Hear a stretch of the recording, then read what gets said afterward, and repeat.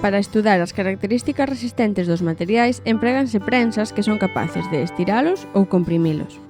No caso das máquinas de tracción, unhas mordazas agarran os extremos do material e a continuación un mecanismo exerce unha forza progresiva ata provocar a rotura, mentres vai medindo o alongamento da peza e a forza exercida.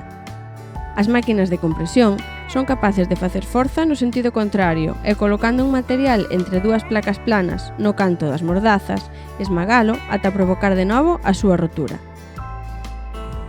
As máquinas de ensaio universal teñen mecanismos capaces de facer as dúas accións, tracción e compresión. En ocasións, estúdiase a fatiga dos materiais someténdoos a ciclos de tracción e compresión alternativamente.